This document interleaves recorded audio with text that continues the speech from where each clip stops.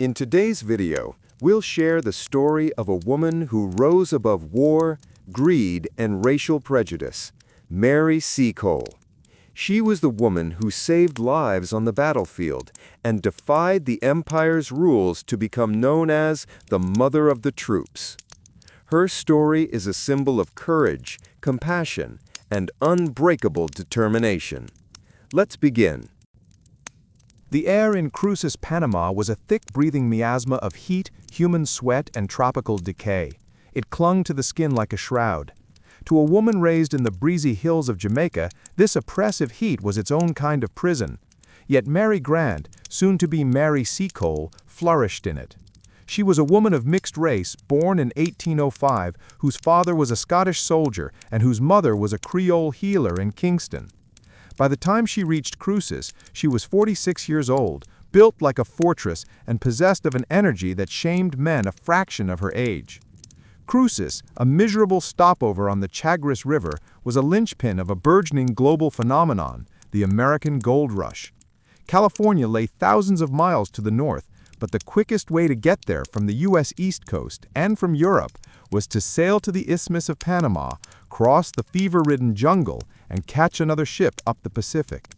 These American emigrants, bound for instant riches in the Sierra Nevadas, were utterly unprepared for the realities of the tropics.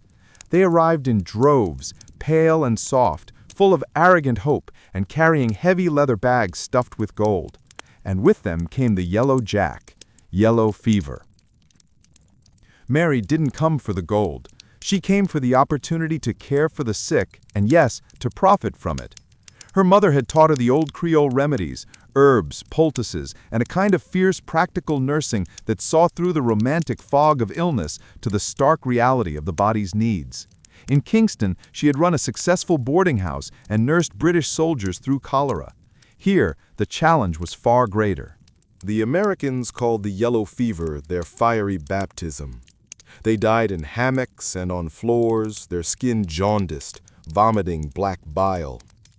The local doctors, few and overwhelmed, followed the old brutal methods, massive bloodletting and high doses of mercury. Mary Seacole watched these cures with disdain. Her approach was simple: meticulous cleanliness, nourishing broth, fresh air, and patient observation.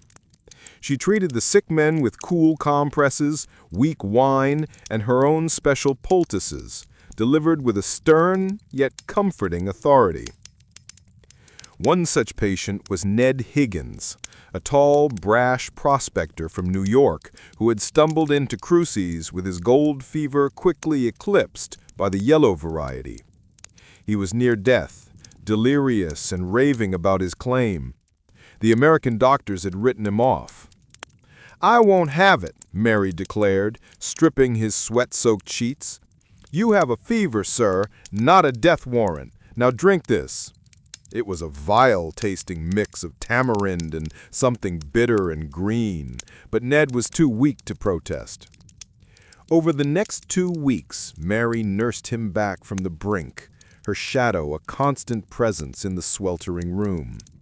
She charged a hefty fee, $100 in gold dust, but she gave value for money: life.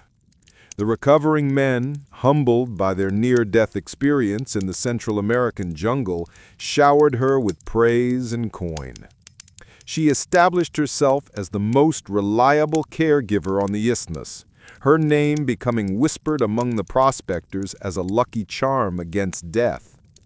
The American emigrants, who had never considered a black woman a figure of professional authority, were forced to accept her competence. Her services were a necessary evil, a crucial piece of the logistical puzzle for any American heading to or from California. This initial period taught Mary 3 vital lessons.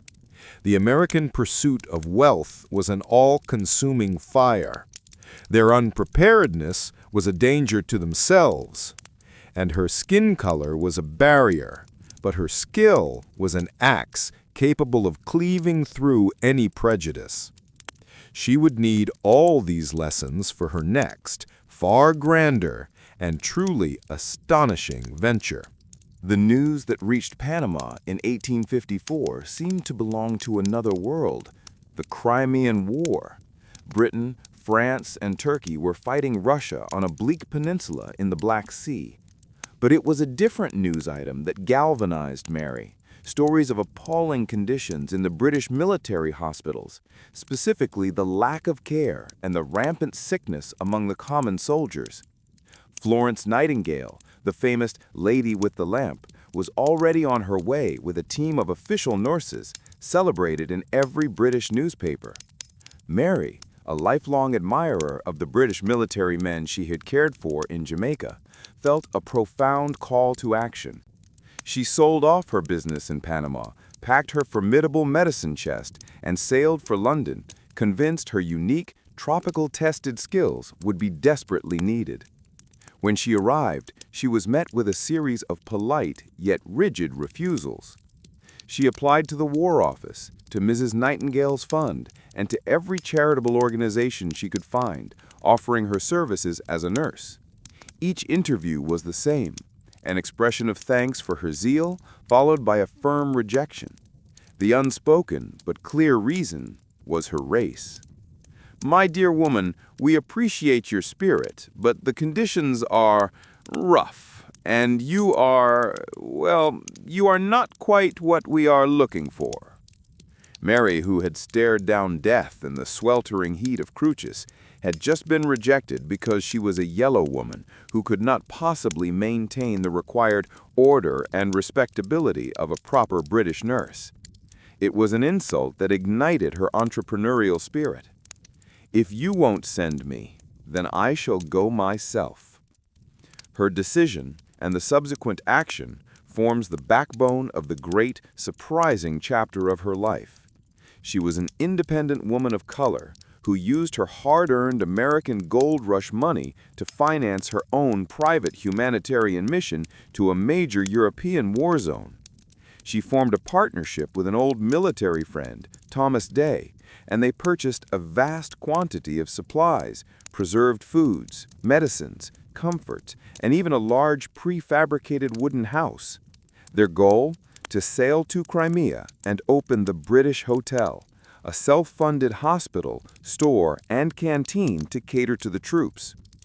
It was an audacious, unprecedented, and utterly shocking move, a testament to her determination that would soon make her a name on the battlefront, and back in the burgeoning American press, which followed the European conflict closely, eager for tales of heroes and underdogs.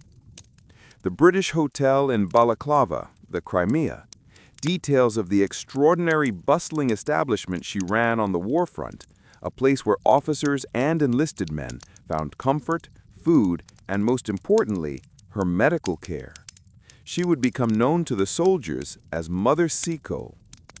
Contrasting with Florence Nightingale, an informative comparison of Mary's hands-on, field-based nursing versus Nightingale's administrative, systemic reforms in the hospitals at Scutari.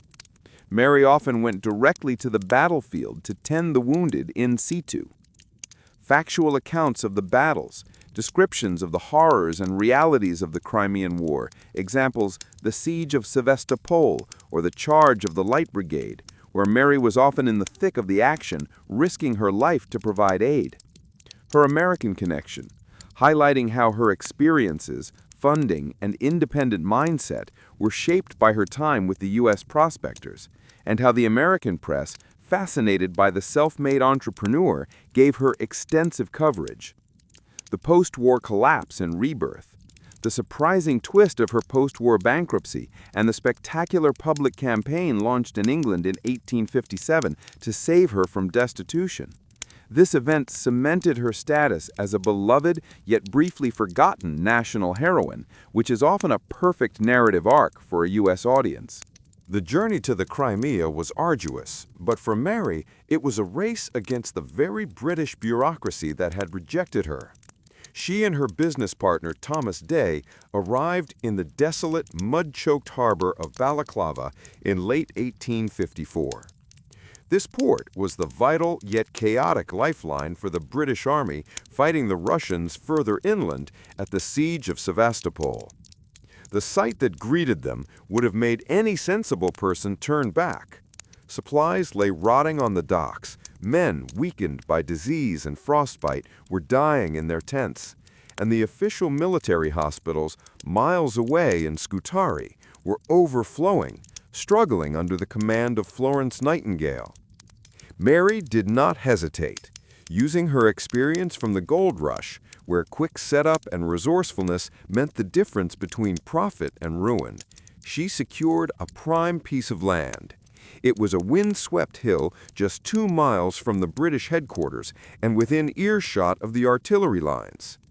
She and Day quickly erected their prefabricated wooden structure, a building they christened the British Hotel. It was by no means a conventional hotel.